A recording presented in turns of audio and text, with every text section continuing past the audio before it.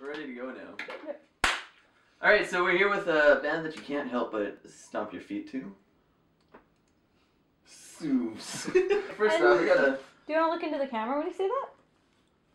You could be if we're gonna do it again. You could be like Ben Mulrooney right now. Fuck it, we're not doing it. You gotta play it. So you guys are coming out with the self-titled EP that drops June 9th.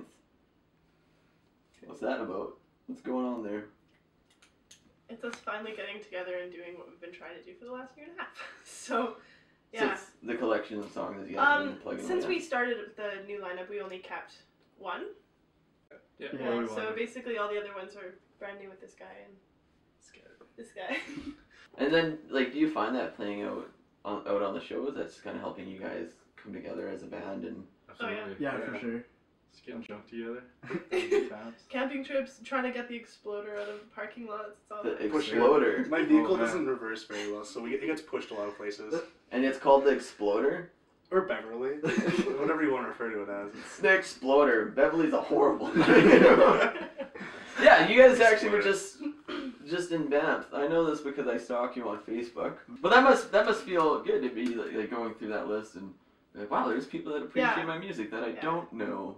They're like literal fans. They're not friends, so it's nice. Do you guys kind of have that rock star arrogance No. when you don't associate with your fans? Or? Absolutely. No, it's weird because it's like you get so much attention and it almost feels like you don't deserve to, but like at the same time, like we put a lot of work in, but it's weird when it starts paying off.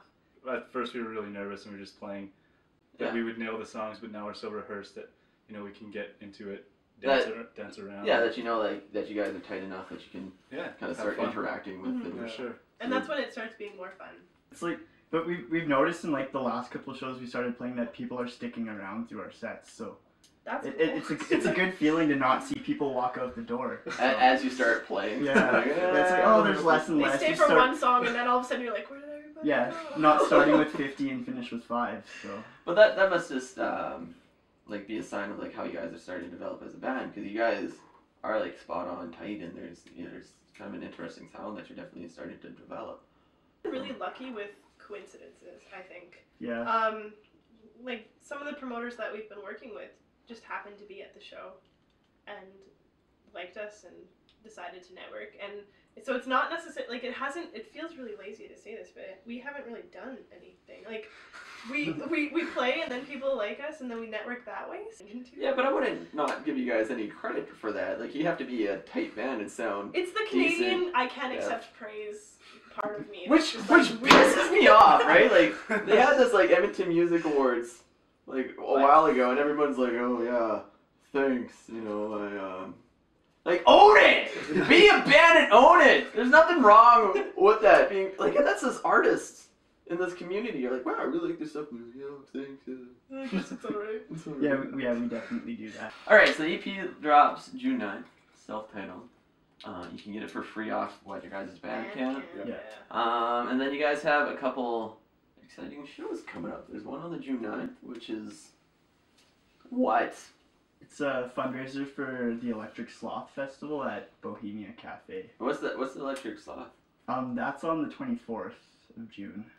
It's a festival. Yeah, it's free festival. A do-it-yourself festival. It's gonna be awesome. So June 25th is a pretty big date for you guys. What's going on there? We're playing a show at Filthy's. A wonderful place. Yeah. Anyways, it's a show that we're playing, but it's a show that we're playing with a legit touring band, which hasn't happened.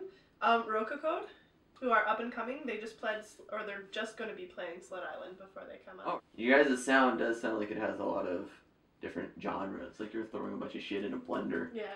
And coming out.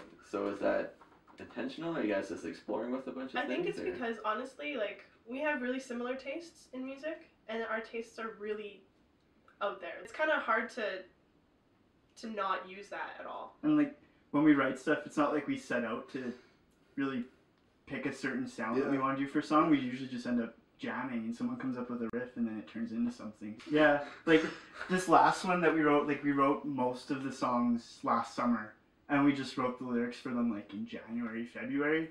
So writing this new set, we're like, we can't do that this time. Things got to be done quicker, because taking a year and a half to write 6 songs is way too long. So you guys are choosing it to release it digitally, which a lot of bands are currently doing. But is that like what? Is that just where the scene's going, the industry's going, or? I don't think there is an industry anymore. The traditional sense of a music industry, it doesn't work anymore. Now, what do you mean by that? Like having the labels and the managers and people putting out your stuff. I think it's not easier to do it yourself, but I think there's a real uprising in that movement. It doesn't take a whole bunch of other people. You can release it directly, and I really like the internet for that because it lets us let our fans be a part of what we're doing, and it's immediate, and it's cheaper. We figure like most people like probably go out and download their music anyway, so may as well just skip that step and give it to people.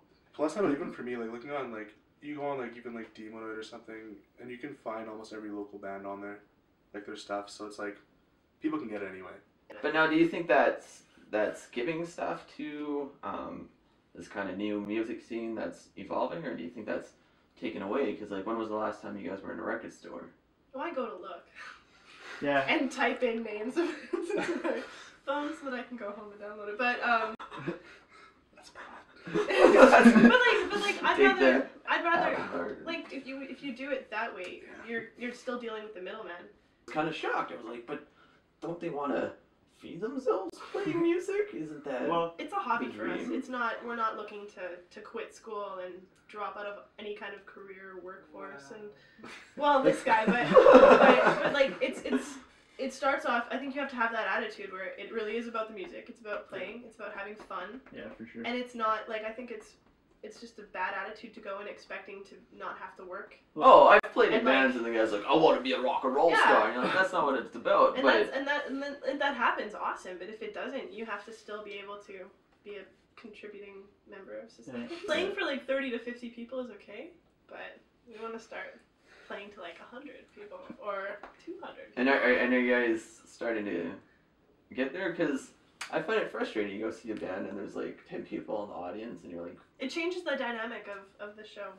When there's like you can still make an awesome show with 2 people in the audience, but it's more fun to play when there's a whole huge horde of people. I think people can be apathetic too, because like you go to like a bigger like concert with touring bands and stuff, and there's like a couple thousand people there, but then you're like, where are all these like music fans that like they don't come out to local shows and stuff. yeah, like I don't get that. Well, like I'm bad for that too. I don't go to enough local shows, so Now why? it's You kind played of, a band. I know, and I'm trying to start doing it, but it's like I find there's like the Edmonton scene's really like disjointed. And what do you mean by that? Like everyone's kind of doing different sets and like types of music and stuff, and I don't really find there's like a community in there.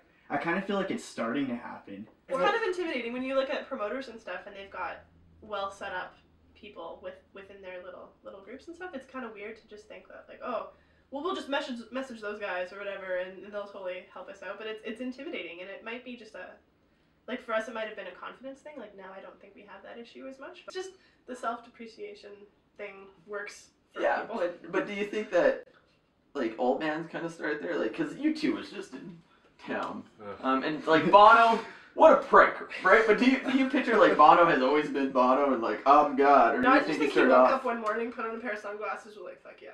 There's no woke going up. back now. Yeah, I want a stage that looks like a spotter. they're gonna sue us. They're gonna sue us for $200 Bucks because we have some extra cables and stuff. Oh man. So but what's fuck you too.